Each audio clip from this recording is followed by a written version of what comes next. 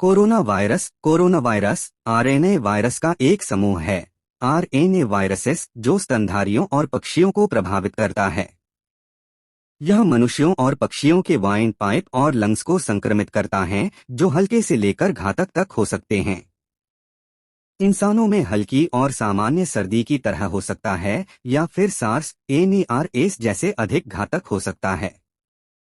Corona virus यानी कोविड-19 को महामारी का कारण बताया गया है। सार्स एमईआरएस एंड कोविड-19। कोरोना वायरस का जीनोम आकार 26 से 32 किलोबेस के बीच होता है। Genome size of कोरोनेविरसेस।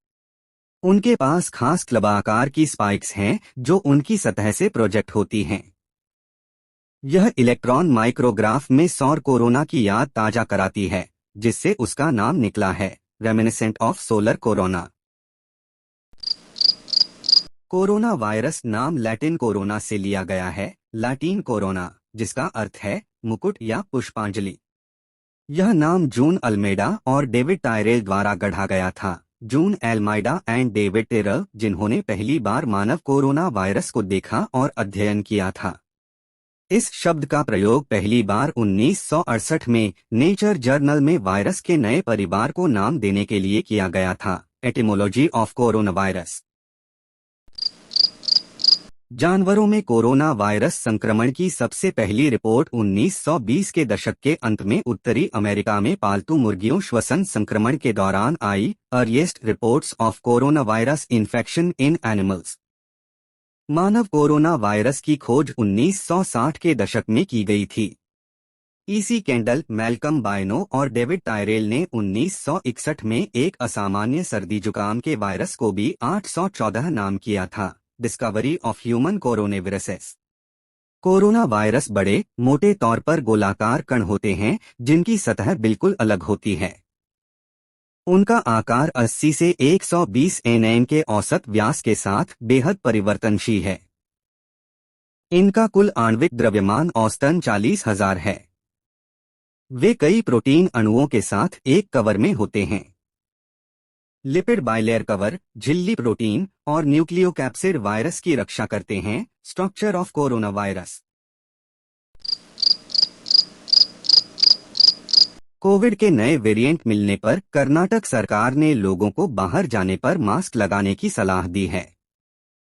दिशानिर्देशों के अनुसार 60 वर्ष और उससे अधिक आयु के सभी बुजुर्गों, अन्य बीमारियों, किडनी, हृदय, लीवर की बीमारियों से पीड़ित लोगों, गर्भवती महिलाओं, स्तनपान कराने वाली माताओं को बाहर जाने पर अनिवार्य रूप से फेस मास्क पहनने की सलाह दी गई है। इसके साथ ही बंद, कम हवादार स्थानों और भीड़भाड़ वाले स्थानों पर जाने से सख्ती से बचने की सलाह दी गई है। कोविड के नए वेरिएंट मिलने पर कर्नाटक सरकार ने लोगों को बाहर जाने पर मास्क लगाने की सलाह दी है। दिशानिर्देशों के अनुसार 60 वर्ष और उससे अधिक आयु के सभी बुजुर्गों, अन्य बीमारियों, किडनी, हृदय, लीवर की बीमारियों से पीड़ित लोगों, गर्भवती महिलाओं, स्तनपान कराने वाली माताओं को बाहर जाने पर अनिवार्य रूप से फेस मास्क पहनने की सलाह दी गई है। इसके साथ ही बंद, कम हवादार स्थानों और भीड़भाड़ वाले स्थानों पर जाने से सख्ती से बचने की सलाह दी गई है।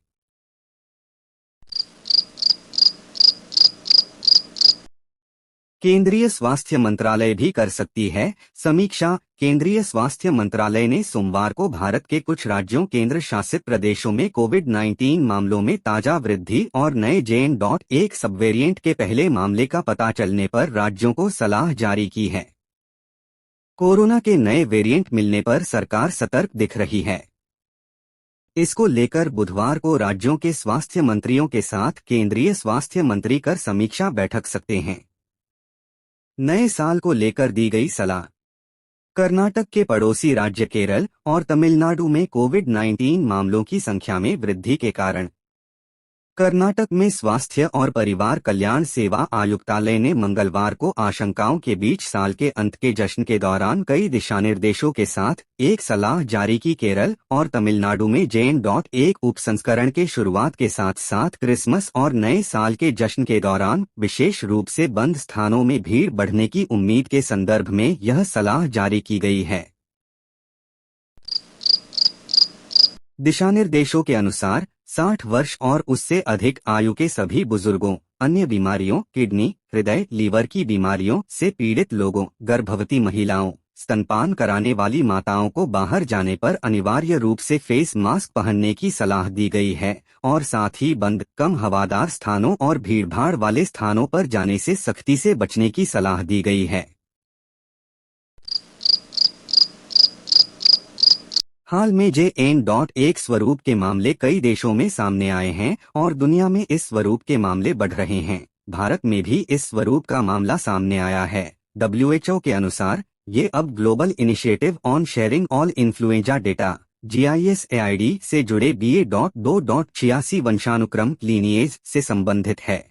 इसने एक्स पर एक पोस्ट में कहा कि तेजी से इसके मामले बढ़ने के कारण WHO JN.1 को मूल वंश BA.2.86 से अलग वेरिएंट ऑफ इंटरेस्ट के तौर पर क्लासिफाई कर रहा है। भारत के स्वास्थ्य और परिवार कल्याण मंत्रालय के अनुसार JN.1 के मामले अमेरिका, चीन, सिंगापुर और भारत में पाए गए हैं। चीन में इस स्वरूप के 7 मामले सामने आए हैं। कोरोना वायरस यानी कोविड-19 फीड से बचने के लिए आप नियमित रूप से अपने हाथ साबुन और पानी से अच्छे से धोएं। जब कोरोना वायरस से संक्रमित कोई व्यक्ति खांसता या छींकता है तो उसके थूक के बेहद बारीक कण हवा में फैलते हैं। इन कणों में कोरोना वायरस के विषाणु होते हैं।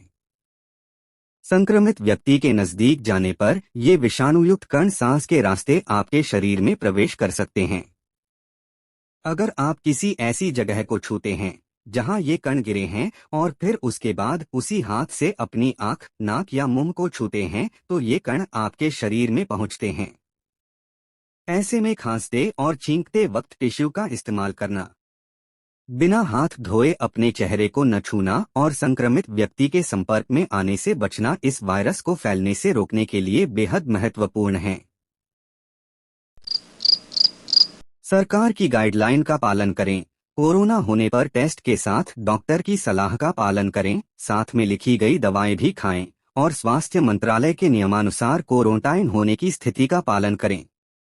पहले भी भारत सरकार ने बड़ी सफलता के साथ इस गंभीर महामारी को हराते हुए देश की अर्थव्यवस्था को विकसित बनाए रखा और दूसरे देशों की सहायता भी की, जो सभी भारतवासियों के लिए गर्व की बात है। सावधान रहें, जागरूक रहें और सुरक्षित रहें।